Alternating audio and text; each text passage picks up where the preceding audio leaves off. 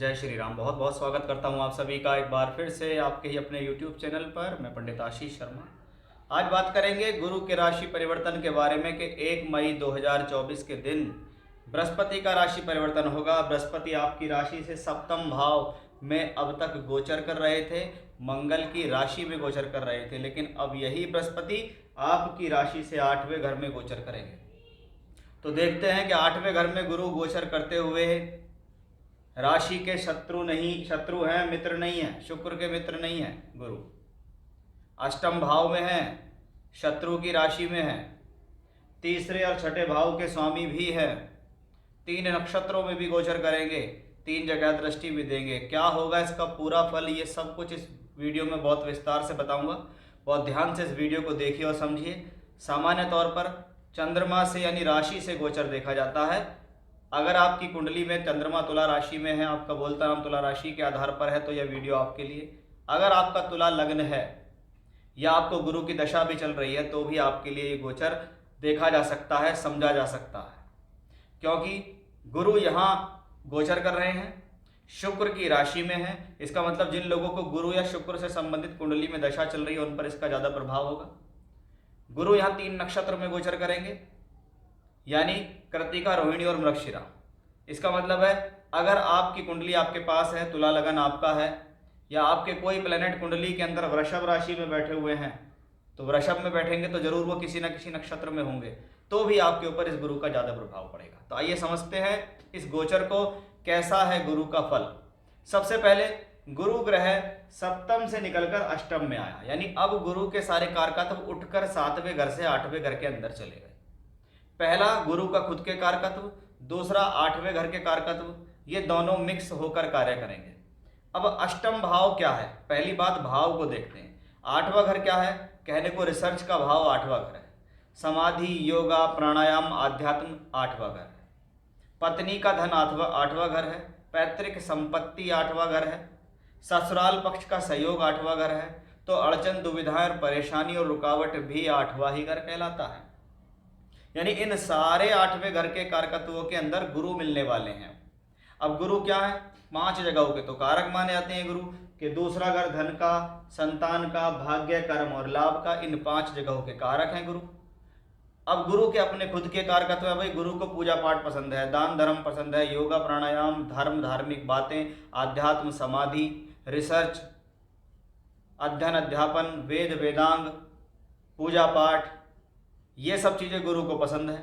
और 8वें घर में ही गुरु ज्ञानी, कहीं ना कहीं गुरु का 8वें घर से कुछ ना कुछ संबंध बन रहा है, क्योंकि 8वें घर के अंदर जो पॉजिटिव गहराइयाँ हैं वही पॉजिटिव गहराइयाँ गुरु के अंदर हैं। लेकिन जब वो गुरु 8वें घर में जाता है तो उसको कहीं ना कहीं डिफ़िकल्टीज होती है उन सारी चीज़ों को प्राप्त करने में। कि हम मान लीजिए रिसर्च कर रहे हैं, हम कोई शोध कर रहे हैं, हम अपने जीवन में कोई शिक्षा कर रहे हैं, कुछ सीखने की कोशिश कर रहे हैं, तो उसमें हमें अड़चनें आएंगी। लेकिन क्योंकि गुरु भी ऐसे ही कारकत्व रखता है जो 8वें घर के शुभ कारकत्वों में से गिने जाते हैं, तो कहीं ना कहीं गुरु उन सब चीज़ों को निकाल कर लाएगा।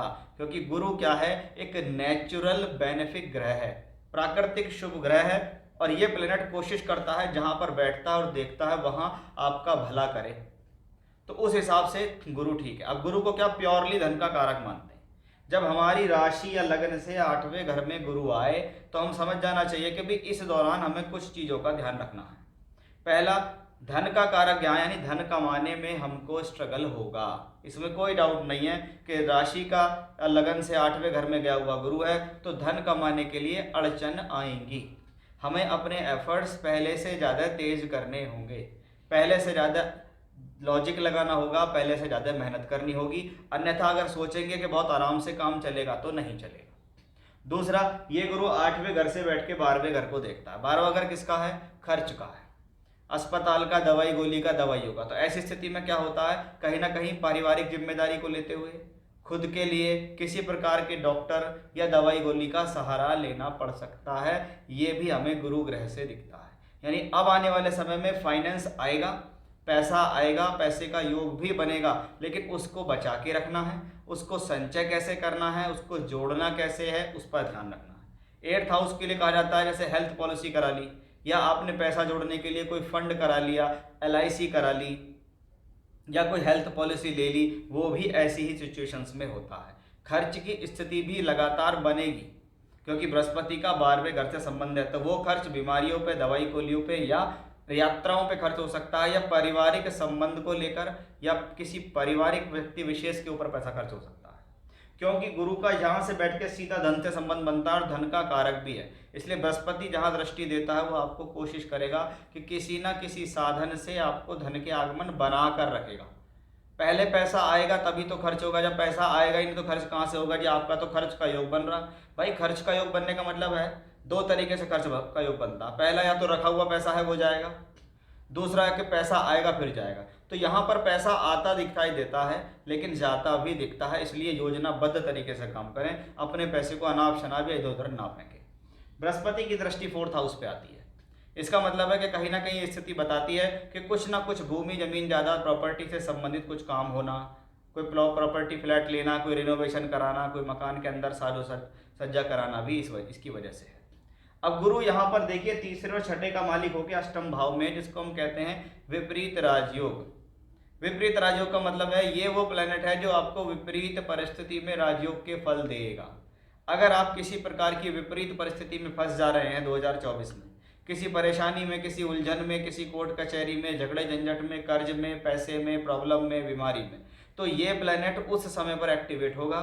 यानी पहले परिस्थितियां विपरीत बनेंगी, फिर ये आपको उस परिस्थिति से निकाल के लाएगा, फिर बनाएगा ये विपरीत राजयोग। यानी इसके लिए पहले फंसना जरूरी है, तभी निकलोगे। जब तक पूरी तरीके से फंस नहीं जाओगे तब तक ये राजयोग के फल नहीं देगा। ऐसी स्थिति में क्या है, जब 3-6 का मालिक होकर यहाँ बैठे तो भाई टू ट्रैवलिंग्स पे ध्यान दें, वाहन चलाने पे ध्यान दें, रिस्क ना लें, कोई चोट ना लग जाए, कोई एक्सीडेंट ना हो जाए, इसका ध्यान रखें। छठे का मालिक होकर यहाँ आता है, अपनी वजह से, अपनी गलतियों की वजह से अपने ऊपर कोई कर्ज ना उड़ लें, अपने आप को फाइनेंशियली स्ट्रांग बनाने की कोशिश करें, रिस्क नहीं लेना है, जितना पैसा है उससे कम में काम चलाना है। ये नहीं कि अपना तो लगा ही दिया और भी कर्ज ले लिया तो प्रॉब्लम में फंस जाओगे, क्योंकि विपरीत राजयोग में है तो इसका मतलब है कि पहले प्रॉब्लम में आप क्रिएट करोगे तभी वो प्रॉब्लम से बाहर निकालेगा। जैसे बताया ना कि खर्चा है तो खर्चा तो तभी होगा जब धन आएगा, ऐसे ही विपरीत राजयोग है कि पहले विपरीत परिस्थिति में फंसाएगा फिर राजयोग देगा। तो इस बात पर भी आपको यहाँ ध्यान देना होगा, अपने स्वास्थ्य का विशेष ध्यान देना होगा। अब इस दौरान ये 3 नक्षत्रों में चलेंगे। अच्छी बात क्या है कि ये कृतिका, रोहिणी और मृगशिरा, इन 3 नक्षत्रों में गुरु का गोचर होगा। वो क्रमशः सूर्य, चंद्र और मंगल के नक्षत्र हैं। यानी तीनों नक्षत्र क्या हैं? तीनों नक्षत्र मित्र हैं। तीनों नक्षत्र में अगर देखें तो सूर्य एकादशेश, चंद्रमा दशमेश और मंगल क्या है? धनेश। यानी इंटरनली कनेक्शन देखें कि गुरु जिन जिन कक्षाओं में जाएंगे वो तीनों कक्षाएं सूर्य, चंद्र और मंगल की कक्षाएं होंगी, वो तीनों कक्षाएं मित्र की होंगी, और वो तीनों ही कक्षाएं कहीं ना कहीं आपको पॉजिटिव रिजल्ट देंगी गुरु की वजह से। यानी यहाँ आपको मैंने समझाने की कोशिश की है कि गुरु 8th में बैठेंगे तो क्या करेंगे, दृष्टियों से क्या करेंगे, नक्षत्रों से क्या करेंगे, कहाँ के स्वामी होकर कहाँ बैठेंगे तो क्या करेंगे, वो चीज़ें मैंने आपको पॉजिटिव और नेगेटिव दोनों बताई हैं। उसको उसी हिसाब से आपको समझना है। अगर वो चीज़ आप समझते हैं तो शायद आपको डरने की ज़रूरत नहीं होगी। यदि आप उसको समझेंगे ही नहीं तो आप डर भी जाएंगे और आपको कोई भी व्यक्ति विशेष डरा लेगा। और ये बात मैं आपको बताऊं, ये एक ट्रांजिट है, ये सिर्फ एक गोचर है कि गुरु का गोचर आपकी राशि लगन से क्या दे रहा है, बाकी और ग्रह कहाँ बैठे हैं, बाकी क्या दशा चल रही है, कुंडली कैसी है, वर्ग कुंडलियाँ क्या कहती हैं, उन सब का भी मेल होता है। आप इसको ये ना समझे कि सब कुछ यही है। यहाँ हम ट्रांजिट को बताते हैं, यहाँ ट्रांजिट में एक्यूरेसी है, इसमें कोई डाउट नहीं है। तो ये था तुला राशि के जातकों के लिए या तुला लगन के जातकों के लिए गुरु ग्रह जब साल भर के लिए आ रहे हैं तो आपको क्या देने वाले हैं। जय श्री राम।